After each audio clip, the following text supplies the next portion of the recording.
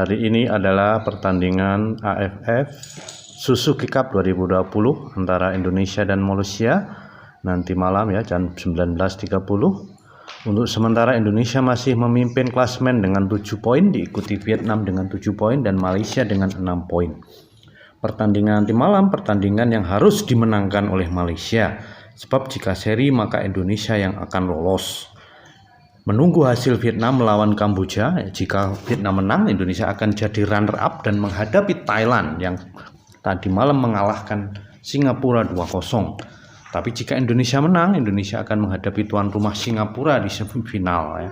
Karena Indonesia lebih selisih golnya ya dibanding Vietnam. Tentu saja melihat hasil nanti Vietnam melawan Kamboja. Baik, ini prediksi dari pertandingan nanti malam. Ya, Indonesia tidak tahu apakah bertahan atau menyerang karena pelatih Sinteyong masih merahasiakan, masih menghitung-hitung sebagaimana strategi sebelumnya yang cerdas ya. STY memilih untuk bertahan karena memang dari segi kualitas teknik permainan ya dan kebersamaan tim kita kalah dari Vietnam. Sedangkan dengan Malaysia itu sekitar ya 50-50 atau 55-45 lah.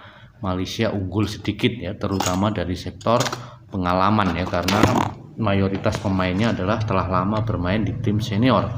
Sedangkan timnas Indonesia mayoritas ya dihuni oleh pemain muda yang miskin pengalaman internasional. Hanya beberapa yang punya caps di atas 10 seperti Evan Dimas, kemudian Fahrudin Arianto ya. Pilar-pilar lainnya masih muda ya, sebagian besar adalah mantan pemain U23 dan U19 yang memang telah dilatih dan dikenal oleh Sinteyong. Ya, prediksi kami kemungkinan akan bermain normal, menyerang dengan cerdik ya, mengandalkan serangan balik. Ya, formasinya ya, standar Sinteyong yaitu 4-1-4-1 yang mengandalkan 4 back belakang yang kemungkinan jika Elkan Bagot sudah bisa main akan bersanding dengan entah Fahrudin Arianto maupun Rizky Ridho yang jadi man of the match pada pertandingan lawan Vietnam. Sisi back kiri kanan akan tetap diisi anak emas Sinteyong ya,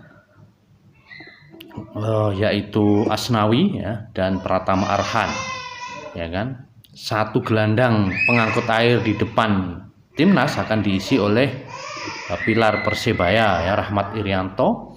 2 gelandang di atasnya adalah Evan Dimas dan Ricky Kambuaya ya kan. Sedangkan sayap kalau Witan tidak cedera akan diisi oleh Witan dan Irfan Jaya ya. Striker kemungkinan besar tetap akan dipegang oleh Ezra Walian.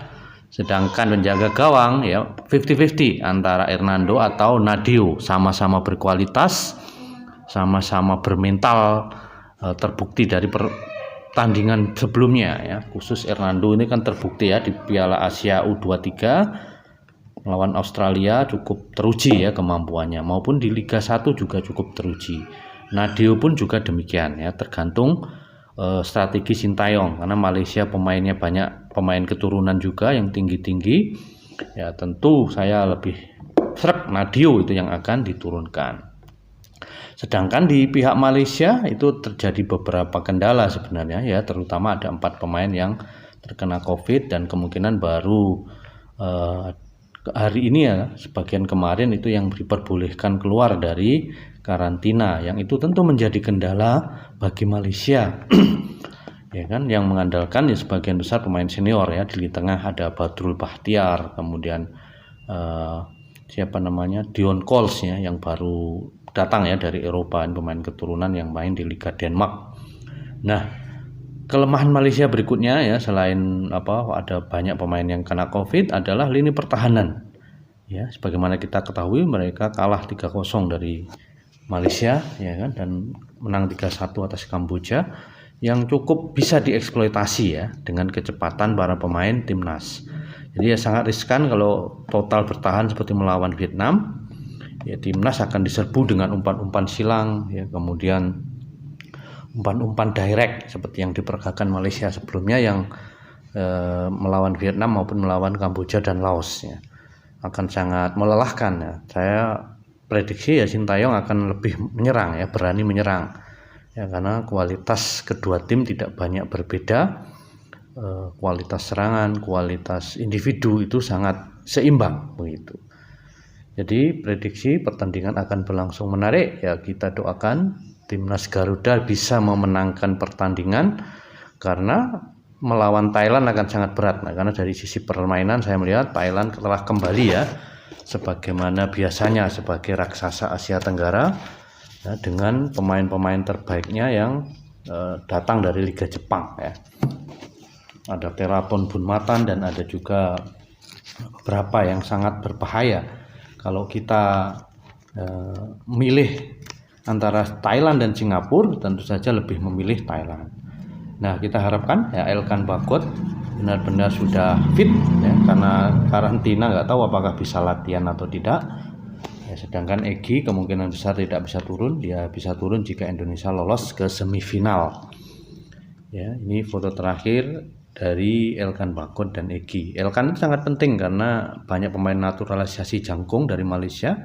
Itu dengan posturnya Elkan yang 196 cm itu sangat-sangat mendukung ya, membantu pertahanan Indonesia. Jadi meskipun di rekor ya pertandingan terakhir di pra Piala Dunia kita kalah ya, karena memang pelatihnya berbeda ya, pemainnya juga berbeda banyak ya.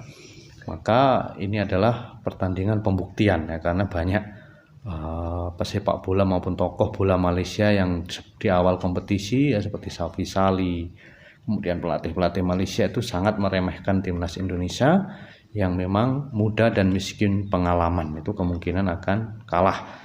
Ya, bahkan strikernya Laos ya, Billy Kageh itu mengatakan ya Indonesia selevel dengan Kamboja ya. Jadi para pemain telah membuktikan Indonesia telah kembali ke levelnya ya, yaitu level raksasa Asia Tenggara bersama dengan Thailand, Malaysia, Vietnam, dan Singapura. Ya, salam bola nomor uno. Selamat pagi, salam sejahtera bagi kita semua.